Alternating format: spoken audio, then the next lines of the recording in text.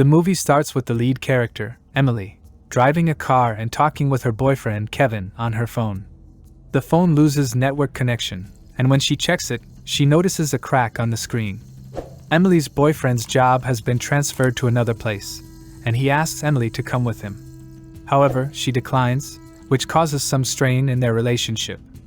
Afterwards, Emily meets her friends Mike, Lee, and Beth. Mike and Lee are hosting a dinner at their home, inviting 6 friends. They hear news about a passing comet, and Emily believes that's why her phone cracked. Due to the comet's effect, other electronics also stop functioning.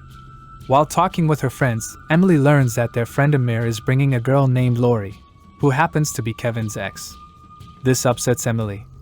Beth offers a drug to Emily, claiming it will make her feel better. Beth then notices a plant showcase and asks Lee where she bought it. Kevin and Hugh, Beth's husband, arrive, followed by Amir with Lori. They all gather at the dinner table, but when they check their phones, there is no network available. Emily thinks this is the comet's effect and shares a story about a similar incident in Finland when a comet passed by.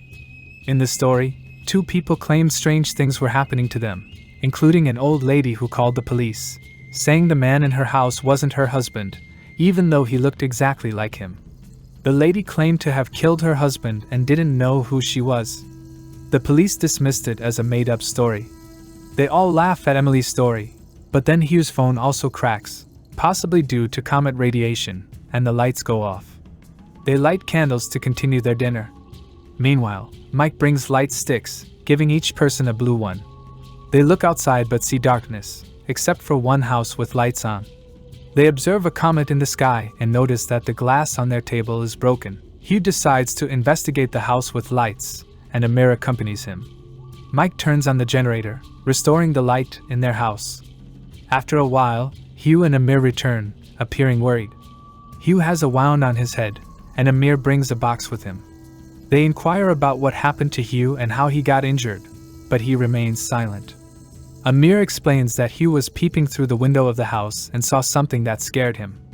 They open the box and discover a ping-pong bat inside, along with their photos, each with a number written on the back. Everyone becomes confused upon seeing this. You must be too, but it will make sense soon.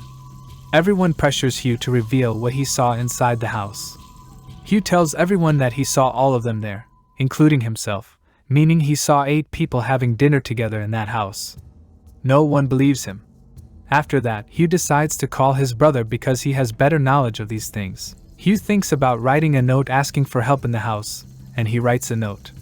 In the meantime, they receive a knock on their door, and upon checking, they find the exact same note with the exact words.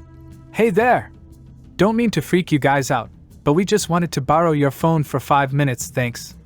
This means that the events taking place in their house are also happening in that house, but their time zones are different. The time in their house is slightly ahead of the time in the other house.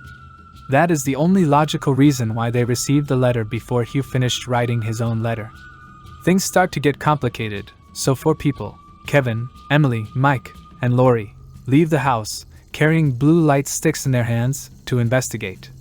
As they move outside, things get weirder and weirder. They don't notice a single home or any people who live there. Everything is dark. They see a road that is extra dark, and this road is a very important part of the movie, as you will soon discover. They are right beside that road and notice the home where their other selves were having dinner. They then see 4 people coming out of the house who look exactly like them, but they are carrying red light sticks instead of blue ones. They become very scared and return to their house to inform everyone about the incident. Amir also tells them that when he and Hugh went outside, they also passed through that dark road. Emily, having better knowledge of comets than anyone else, asks for a book related to comets. Hugh tells her that he has a book and some notes in his car, given by his brother, so he retrieves the book. The book is about quantum physics. After reading the book, they realize everything that has been happening to them. When the comet passed by, it caused a huge impact on nearby areas, resulting in the creation of multiple realities or parallel worlds where there are multiple identical homes with identical people, but their time zones are alternating. So far, they have only seen 2 realities, their own home and the other home across the road. However, there is a possibility of multiple realities, not just 2, meaning there could be multiple homes and multiple people. At present, they are unaware of multiple houses. They only know about the one they saw across the road. The dark road they saw earlier serves as a pathway to enter another reality. That's why when those 4 people passed through the road, they saw the other 4 people from the other reality. They discussed the possibility that the other house may not have the book on quantum physics. It must still be in Hugh's car. So, they decide to steal it before the people from the other reality get it. Meanwhile, Mike is discussing his plan to blackmail the Mike from the other house because 12 years earlier, Mike and Hugh's wife, Beth, were in a relationship and even became intimate. However, Hugh is unaware of this. By blackmailing the other Mike, he intends to obtain the book and return it. Meanwhile, we realize that Amir and Hugh, who came to this house, are not from this reality but from a different one.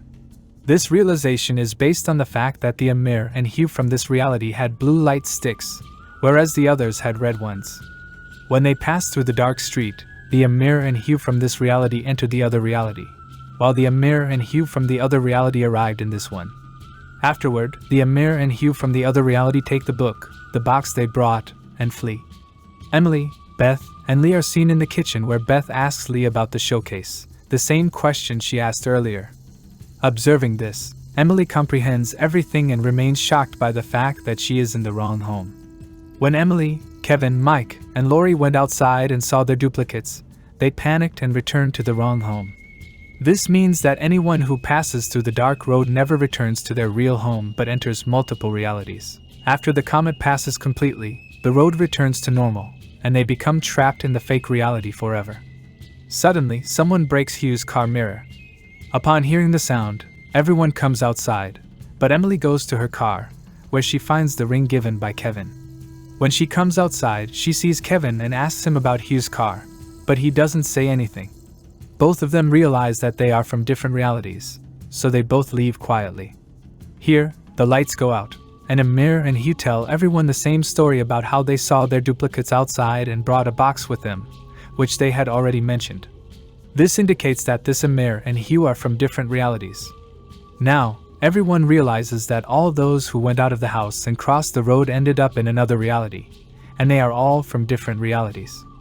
Then, everyone decides to gather their photos, write numbers on the back, and keep them in a box. The box also contains numbers corresponding to the photos, so if someone gets lost, they can match their photo's number with the number on the box to determine if they are in the right house. Someone throws a letter outside their house. This letter is the one in which Mike planned to blackmail the other Mike regarding his past with Beth. Now, everyone discovers the truth about Mike and Beth.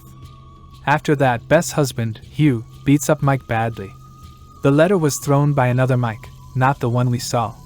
He had the same idea of stealing the book from the other reality. Everyone is tense because they realize that they are all from different homes. Meanwhile, Emily sneaks out of the house. She passes through the dark road and enters another reality, thinking that there must be at least one reality where everything is fine and everyone is happy. With this in mind, she traverses multiple realities and looks through the windows of all their homes. After searching through some of them, she finds a perfect reality where everyone is happy, and her relationship with Kevin is good, unlike in her real reality. She decides to live in this reality now and passes through the back door. She breaks the glass of Hugh's car so that everyone will come outside. In that reality, Emily comes outside to wear the ring that Kevin gave her and gets into her car. However, the Emily from the other reality attacks her, rendering her unconscious, and takes her place.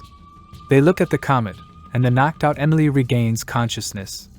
The other Emily notices this and hits her head with something, then locks her in the bathroom. Unfortunately, her ring falls down, so she steals the ring of the other Emily. Afterward, she comes outside to talk with everyone but loses consciousness. The next morning, when she wakes up, she worries if the other Emily revealed the truth to everyone. She checks the bathroom but doesn't find her. She goes outside where Hugh's car glass was broken and finds the book on quantum physics there. This indicates that the people in this reality are unaware of any of these events happening. Everything was normal there and no one from other realities came there besides Emily. Kevin comes there and gives Emily her ring, but she already had ring in her hand. Kevin gave her the ring she dropped on the bathroom. Kevin gets call on his phone. Guess who? It was Emily. Kevin looks at the Emily in front of him. The movie ends.